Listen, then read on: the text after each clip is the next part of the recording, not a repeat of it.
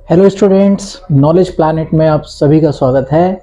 मैं हूं आपका मेंटोर विवेक सिंह और हम पढ़ रहे हैं प्रोग्रामिंग यूजिंग सी लैंग्वेज।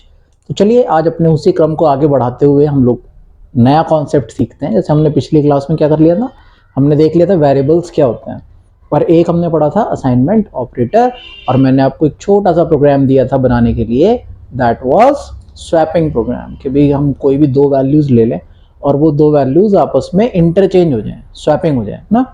चलिए पहले मैं आपको वहीं से स्टार्ट करते हैं। मैं पहले आपको प्रोग्राम समझा देता हूँ, ठीक है।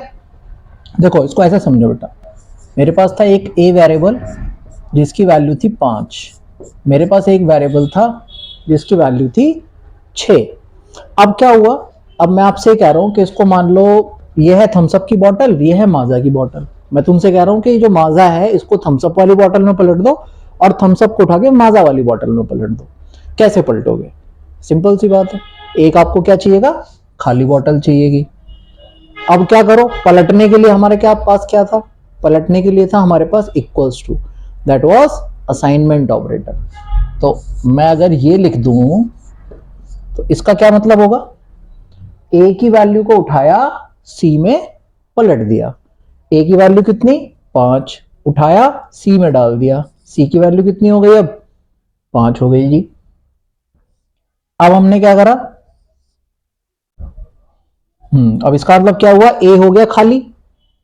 अब मैंने कर दिया, बी की वैल्यू को उठाया ए में पलट दिया, यानी ए की वैल्यू हो गई अब कितनी, 6। और अब क्या करा, इस सी की वैल्यू को उठाया और बी में पलट दिया। बी की वैल्यू कितनी हो गई, 5। हो गई दोनों वैल्यूज आपस में इंटरचेंज। था ना आसान प्रोग्राम। चलो अब इसी आसान प्रोग्राम को अगर मैं आपसे कह दूं कि बेटा इसका एक प्रोग्राम बनाना है, तो वो प्रोग्राम कैसे बनाओगे वो देख लेते हैं, है ना, कि इस चीज को हम प्रोग्राम की फॉर्म में कैसे लिख सकते हैं। चलो लेट्स स्टार्ट। स्टार्टिंग मैं वॉइड मेन से कर रहा हूं, हैश इंक्लूड stdio.h वो आपको लिखना ही है। तो हम पहले लिखते हैं क्या, वॉइड मेन, अंदर आ गए। अब हम क्या करें, वैल्यूज असाइन कर देते हैं, 5, बी की वैल्यू 6 और एक मैंने वेरिएबल ले लिया सी जिसमें कोई भी वैल्यू नहीं है। स्क्रीन कर दी हमने क्या, क्लियर। अब जो मैंने आपको लॉजिक बताया था, देखो किसी भी प्रोग्राम को बताने के लिए बनाने के लिए क्या होता है बेटा, एक होता है लॉजिक, ठीक है ना, कॉन्सेप्ट जिसको कहते हैं, एक होती है ये कोडिंग। तो पहले हमें सोचना पड़ता है कॉन्सेप्ट, लॉजिक, कि इस प्रोग्राम को हम करें कैसे, इसे करने का तरीका क्या होगा, उसके बाद हम उसकी कोडिंग करते हैं, ठीक है। तो हमने ए को उठाया सी में पलट दिया, फिर बी को उठाया ए में पलट दिया, सी को उठाया बी में पलट दिया। हो गया आपस में वैल्यूज इंटरचेंज। और सिंपल प्रिंट कमाने के लिए क्या कमांड थी हमारे पास, प्रिंट एफ। यहां पर आप लिख दो ए इक्वल्स टू, यानी स्क्रीन पर प्रिंट होना चाहिए क्या, ए इक्वल्स टू, उसके आगे एक इंटीजर वैल्यू प्रिंट हो जाए, किसकी, ए वेरिएबल की, ठीक है। इसी तरीके से फिर से अगली लाइन, प्रिंट एफ। मैं इससे कह रहा हूं अगली लाइन में B equals to integer value किसकी, बी की। और यहां कर दीजिए आप गेट सी एच, और ये हो गया मेरे प्यारे बच्चों आपका प्रोग्राम खत्म, ठीक है। तो ये प्रोग्राम क्या बन गया हमारा, ये प्रोग्राम बन गया कि हमें कोई भी दो वैल्यूज हमारे पास हो और वो वैल्यूज आपस में हो जाए क्या, इंटरचेंज, ठीक। चलो आगे चलते हैं। अभी इसमें क्या है, मैं इस प्रोग्राम को जितनी बार भी चलाऊंगा इसकी वैल्यू हमेशा 5 और 6 को इंटरचेंज करेगी। क्या ऐसा हो सकता है कि मैं यूजर से कोई इनपुट लूं और फिर उसको चेंज करूं, यानी रन टाइम पर मेरा प्रोग्राम मुझसे पूछे कि सर कोई भी एक वैल्यू दे दीजिए, है ना, इनपुट लेना। अगर मुझे यूजर से कोई इनपुट लेना हो तो उसके लिए हमारे पास एक कमांड होती है, दैट इज स्कैन एफ, ठीक है। किस टाइप की वैल्यू और उस वेरिएबल का एड्रेस, ये इसका तरीका है, मतलब ये इसका सिंटेक्स है, इसको लिखते कैसे हैं, ये इसका सिंटेक्स है। डन। चलो अब मैं अगर इसी का प्रोग्राम बनाना चाहूं तो कैसे बनाया जाए? चलो अब हम इसको कर देते हैं रब चलो जी सर। अब मैं सिंपल दो वैल्यूज ऐड करने का एक प्रोग्राम बना रहा हूं, ठीक है? किससे? यूजर से इनपुट लेकर ऐड करेंगे अब हम। तो कैसे पढ़ रहे हैं भाई? मेरे पास पहले तो एक ए होना चाहिए, एक बी होना चाहिए, एक सी होनी चाहिए, जिसमें मैंने इन दोनों वैल्यूज को ऐड करके जिसमें मैं सी के अंदर रख दूं। अब क्या करें? Screen clear? अब स्क्रीन पर प्रिंट होना चाहिए प्रिंट एफ क्या? एंटर वैल्यू ऑफ ए की वैल्यू एंटर करो। अब यूजर से इनपुट लेने के लिए क्या कमांड थी हमारे पास? That is scan F. किस टाइप की वैल्यू? इंटीजर टाइप की वैल्यू। किस में डाल दें, यानी किसकी वैल्यू लेनी है? ए की वैल्यू लेनी है। डन। दोबारा से प्रिंट एफ, यानी फिर से स्क्रीन पर प्रिंट हो। क्या प्रिंट हो? अगली लाइन में enter the value of B. B की वैल्यू एंटर करो और स्कैन एफ इंटीजर वैल्यू और एड्रेस ऑफ बी, और ए प्लस बी सी में स्टोर करवा लीजिए और सी की वैल्यू को प्रिंट करवा दीजिए। क्या प्रिंट हो?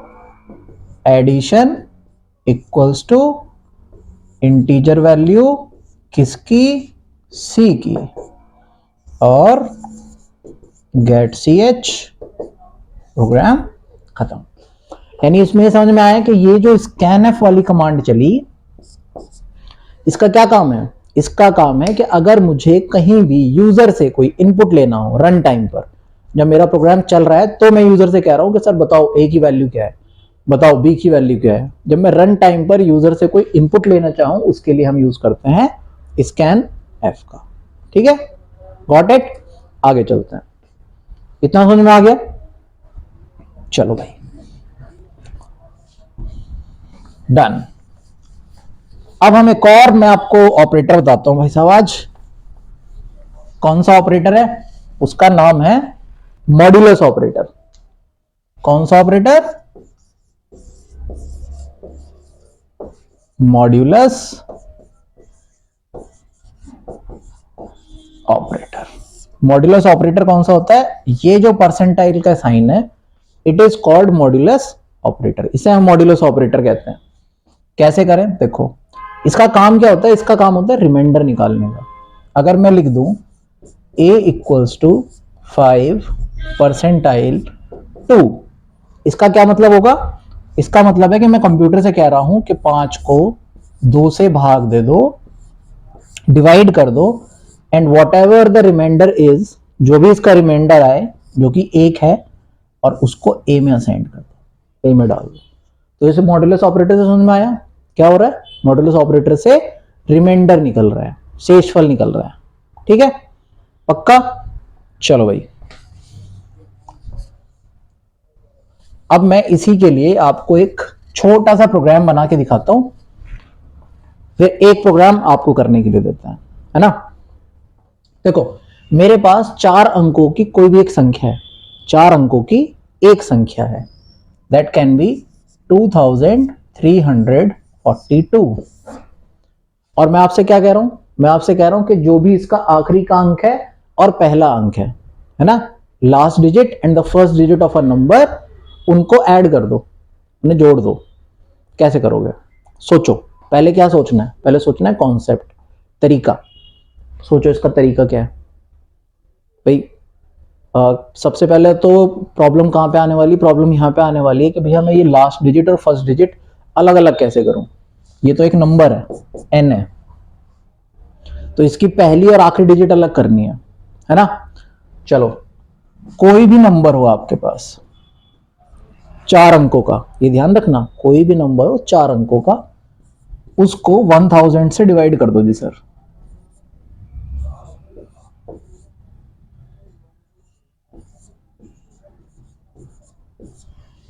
ठीक है, क्या आया भागफल 2, यानी कि पहली डिजिट।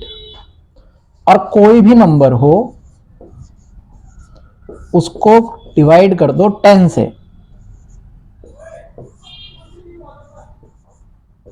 3 जा 30, 4, 2 नीचे उतार लीजिए, 4 जा 42 and the remainder will be 0। तो इसका रिमाइंडर क्या आ गया 0।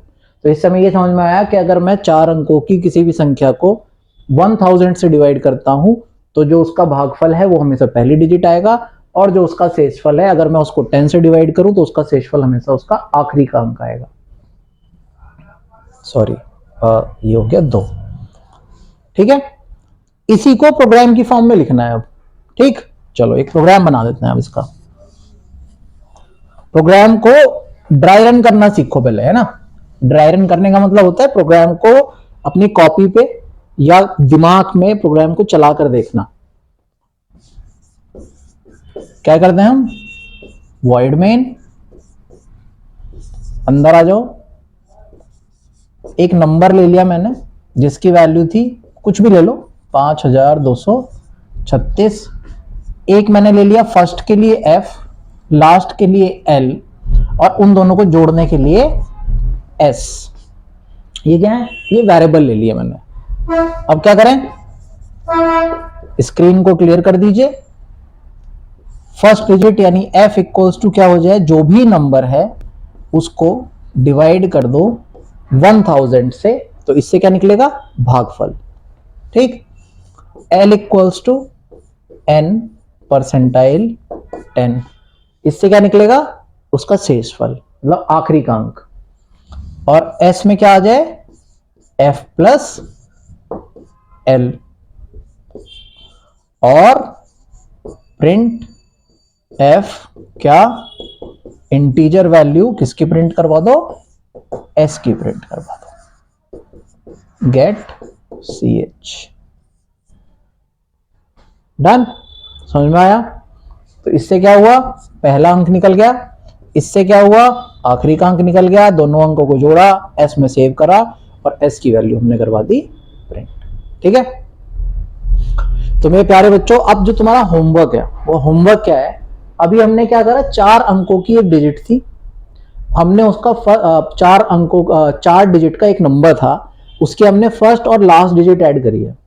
अब आपको क्या करना है, आपको करना ये है कि अब इसकी सारी डिजिट ऐड होनी चाहिए, पहली और आखिरी नहीं, अब सारी डिजिट ऐड होके आ जाए इसकी। ठीक, ऑपरेटर यही यूज होना है, मॉड्यूलस ऑपरेटर, और जो आपका डिवाइड करने के लिए ऑपरेटर होता है, it is called arithmetic operator. पर हम लोग अभी अर्थमेटिक तक पहुंचे नहीं है, पर भाई आपको मैथ्स तो आती है ना, तो इससे डिवाइड ही होता है। ठीक, डिवाइड कंप्यूटर करता कैसे वो मैंने आपको बता दिया। तो अब क्या करना है, 4 अंकों का कोई भी एक नंबर हो उसके सारे डिजिट ऐड होने चाहिए। ये बनाया हमने पहला और आखिरी नंबर ऐड करने के लिए। तो मेरे प्यारे बच्चों देखो, मैं आपको पहले ही बता चुका हूं कि ये सीरीज हमारी बिल्कुल फ्री चल रही है सी लैंग्वेज के लिए। तो जो भी बच्चे BCA में हैं, BTech में हैं, BSc कंप्यूटर साइंस में है, ये उन सब के लिए इंपॉर्टेंट है, सबको सीखनी चाहिए, क्योंकि ये एक मदर लैंग्वेज है, सबको आनी ही चाहिए। तो मैं आप सभी से रिक्वेस्ट करूंगा कि इन वीडियोस को आप जितना ज़्यादा अपने फ्रेंड्स तक शेयर कर पाओ, जितने बच्चों तक शेयर कर पाओ, जिससे सभी लोग सी लैंग्वेज को सीख सकें। तो और अगर आप ऑफलाइन क्लासेस चाह रहे हो, अगर आप ऑफलाइन सीखना चाहते हो, तो हमारा जो ऑफिस है it is in Modipuram, Palheda Chaupla. नीचे आपको एड्रेस वैसे दिखाई पड़ रहा है, कॉन्टैक्ट नंबर भी आपको स्टार्टिंग में मिल ही रहा था। You can also call, you can WhatsApp, आप व्हाट्सएप भी कर सकते हैं, या कमेंट के माध्यम से भी अपने क्वेश्चन हमसे पूछ सकते हैं। तो होमवर्क समझ में आ गया, कॉन्सेप्ट समझ में आ गया। तो आज हमने क्या सीख लिया, असाइनमेंट ऑपरेटर सीखा, मॉड्यूलस ऑपरेटर सीखा, मॉड्यूलस और स्कैनएफ फंक्शन हमने आज सीख लिया। तो अगली क्लास में मैं कोशिश करूंगा कि आपको मैं दिखा पाऊँ कि ये जो प्लेटफॉर्म है, जो सी लैंग्वेज का जो प्लेटफॉर्म होता है, उस पर हम लोग लिखते कैसे हैं, प्रोग्राम बनाते कैसे हैं। ठीक है, तो तब तक के लिए हंसते रहिए, मुस्कुराते रहिए, नॉलेज प्लैनेट के साथ जुड़े रहिए। जय हिंद, जय भारत।